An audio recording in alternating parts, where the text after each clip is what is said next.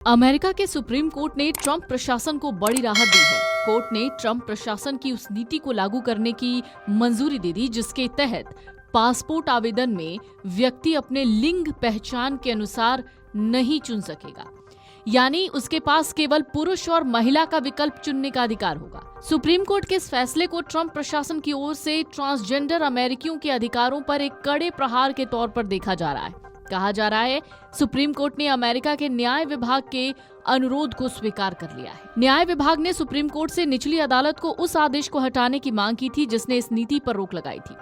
Supreme court के फैसले के बाद अब पासपोर्ट पर केवल व्यक्ति का जन्म के समय दर्ज लिंग ही मान्य होगा। एक आदेश में कोर्ट ने कहा कि ये नीति ट्रांसजेंडर लोगों के साथ भेदभाव नहीं है।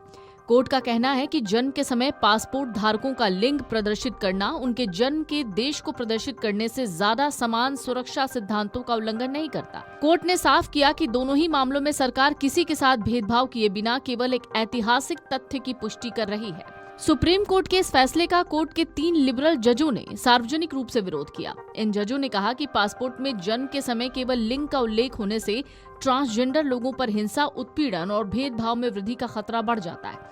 आपको बता दें, राष्ट्रपति ट्रंप के इस आदेश के खिलाफ एक क्लास एक्शन मुकदमा अभी भी चल रहा है। इसी साल जनवरी में अमेरिकी राष्ट्रपति ट्रंप ने कार्यकारी आदेश जारी किया था। इस आदेश के बाद विदेश विभाग ने अपने पासपोर्ट के नियमों में बदलाव किया। इसमें घोषणा की गई थी कि संयुक्त राज्य अमेरिका जन्म प्रमाण पत्र के आधार पर केवल 2 लिंगों को ही मान्यता देगा, जिसमें पुरुष और महिला शामिल है। अब पासपोर्ट पर केवल व्यक्ति का जन्म के समय दर्ज लिंग ही मान्य होगा। ये नीति उस परंपरा को पलट देती है जो 1992 से लागू थी। तब अमेरिकी विदेश मंत्रालय ने मेडिकल डॉक्यूमेंट के आधार पर व्यक्ति को अपनी लिंग पहचान के अनुसार पासपोर्ट बनवाने की छूट दी थी। अदालत के इस फैसले का 3 लिबरल जजों ने सार्वजनिक रूप से विरोध किया।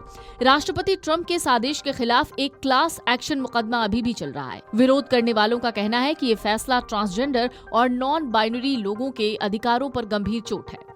तो इस फैसले से क्या बदलाव होने वाला है?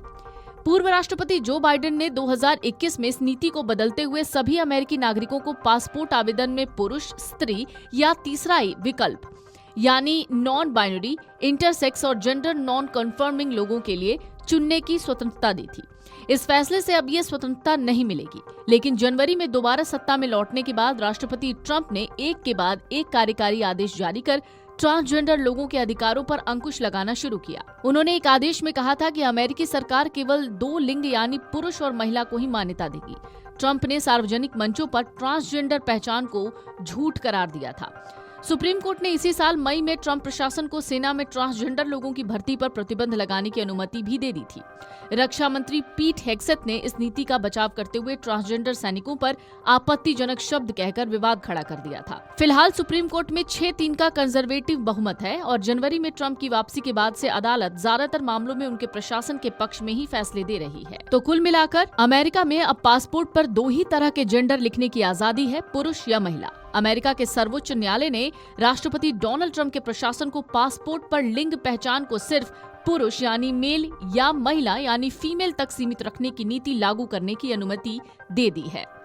Video desk amarujala.com।